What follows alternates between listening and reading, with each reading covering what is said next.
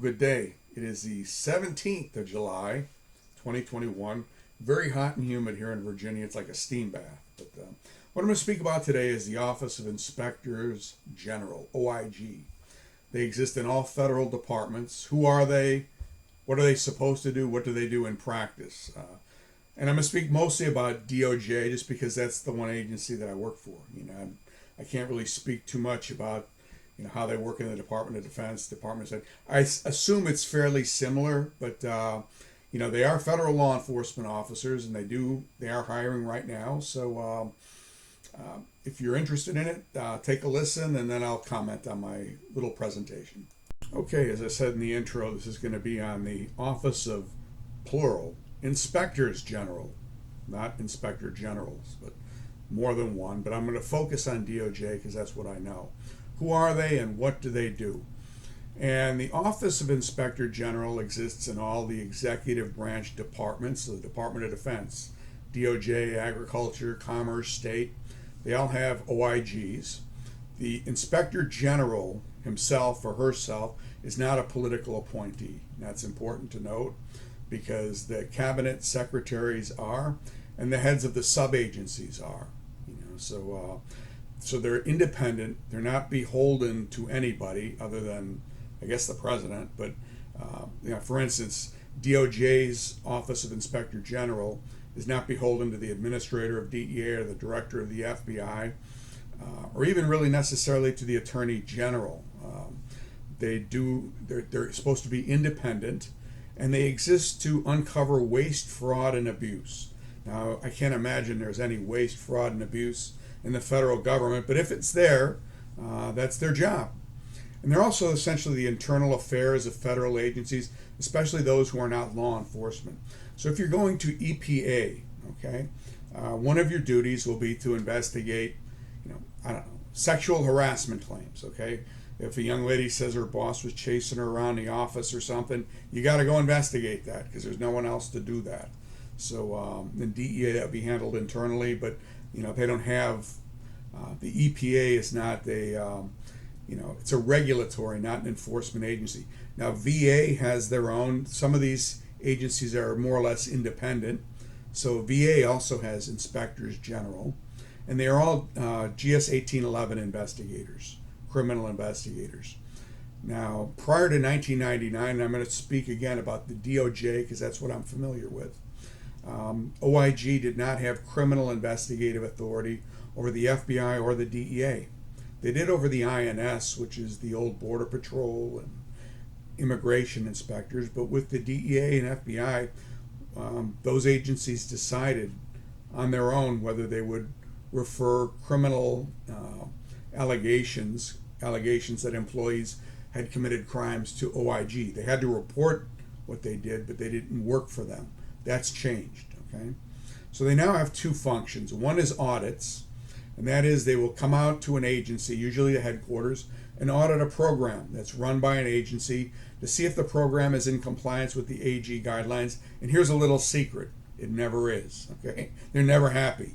And also to make recommendations on making the program more efficient. Okay, so for instance, with DEA, they'll come out and look at the confidential source program.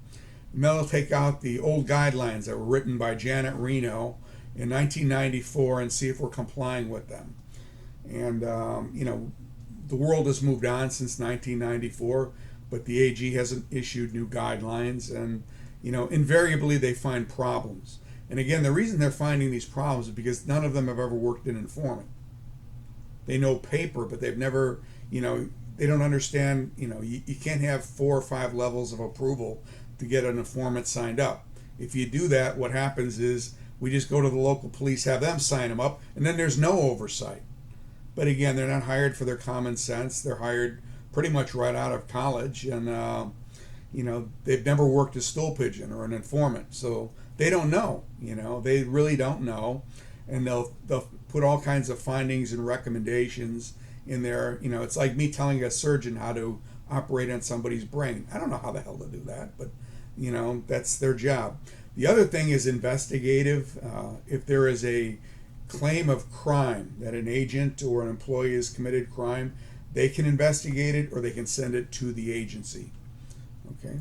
Now in DEA, we have, again, what I'm most familiar with, a chief inspector who's a head muckety muck under the administrator, and he or she heads an office that includes two important functions.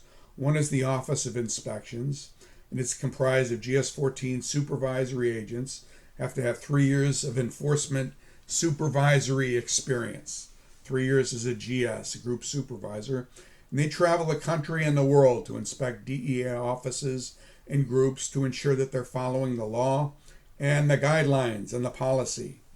So they will come in and land in your group and they want to see all the case files. Now they can do that electronically. They interview all the agents. They look at the agents' evaluations and see if it's matching their work product. They interview the supervisor. They look at the government vehicles. They interview informants. But this is not a criminal investigation. It's basically an inspection.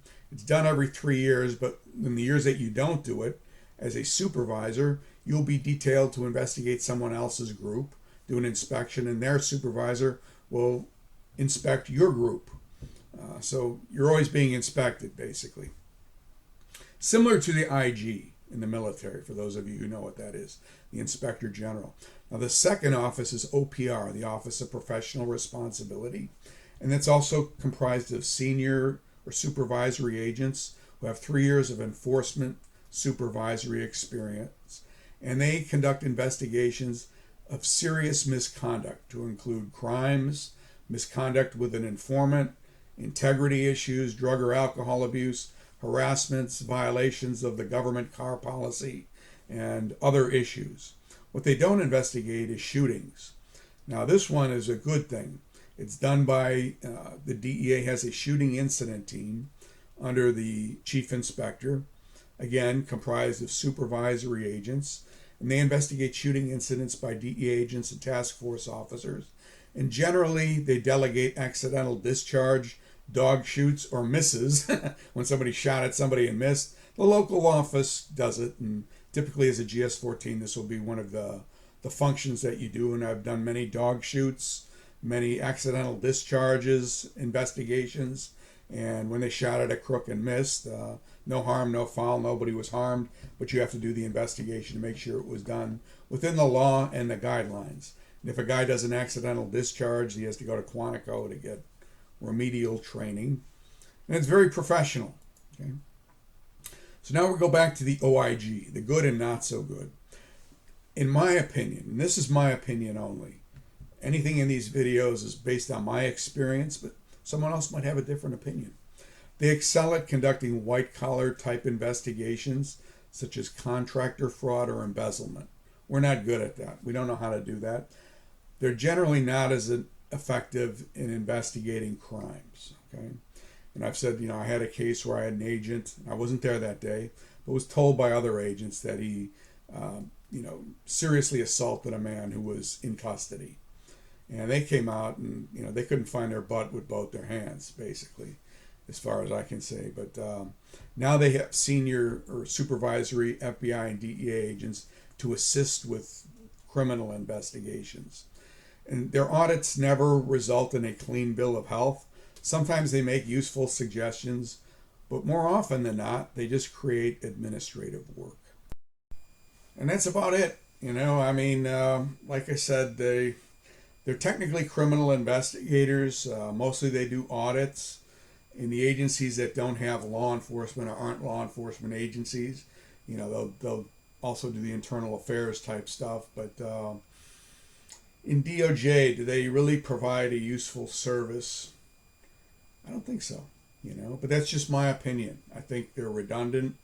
I think that they, it's just, an agency that you do need to have an inspector general, perhaps for the entire government. Does every department need to have one? I don't think so, and they tend to get in the way more than anything else, my humble opinion. So thank you very much for the kind comments. I'm here to serve you, so if you want me to review a resume or something, just send it in. It might take me a day or two to look at it, but let me know what job you're looking for as well. Okay, thank you for watching, and have a good day.